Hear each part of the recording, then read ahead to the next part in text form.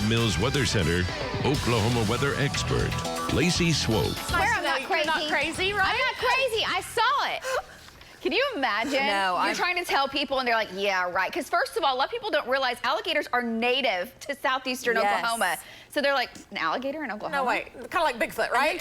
Trying to get video proof when they just barely sit at the surface. So. They almost 10 feet long. I know. Goodness gracious. Guys, today a very warm one on tap for your Thursday. You're waking up to 60s, 70s, close to record warm lows. We'll have a chance for thunderstorms later today, mainly in western Oklahoma. And then as we head into tonight and tomorrow, storm chances do go up in the metro. This storm system, by the way, with the warm front, did have produced several rounds of severe weather in portions of Minnesota, several tornadoes yesterday up to the north. We, of course, were quiet after the morning showers across Oklahoma, with the exception of the Panhandle. Got some additional rain yesterday. It's 70 degrees right now, downtown OKC, 74 Guthrie, 74 Fairview, 72 in Hobart. South winds 15, 25, some gusts to 30, so it's still a breezy one. Sunrise today will be at 6:28, and temperatures will warm into the 80s and low 90s. The heat index will be a factor, especially out west,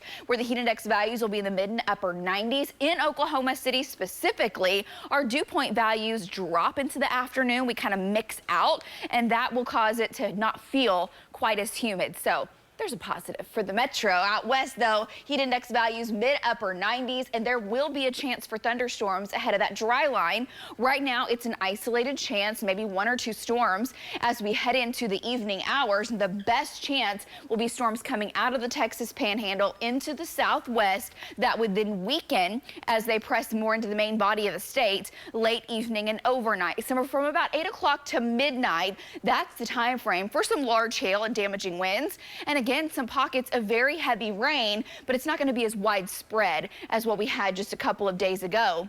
Any storm that moves into this zone could produce quarter to golf ball size hail, though, into the evening. So trackers will be monitoring this and will bring the storms that form into the west. Winds could gust 65 to 70 miles per hour. It's a potent storm system, but the main energy with it is still further back to the north and west. And here it comes, coming out of Utah now, coming towards Colorado. Jet stream winds will ramp up.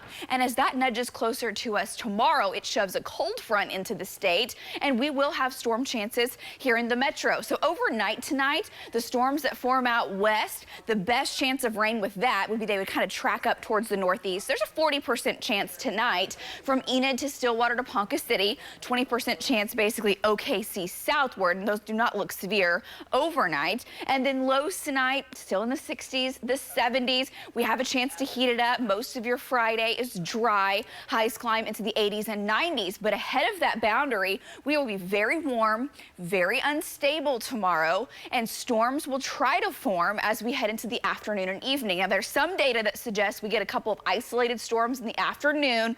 That really looks like the outlier. I think it's more of the evening hours as storms actually form up to the north that will press to the south, and the best chance will be along and to the east of I-35 tomorrow evening. But the thing is, it'll be moving into very unstable air, so any storm that forms in this zone ahead of that front tomorrow could produce large hail and damaging winds with a very low tornado threat.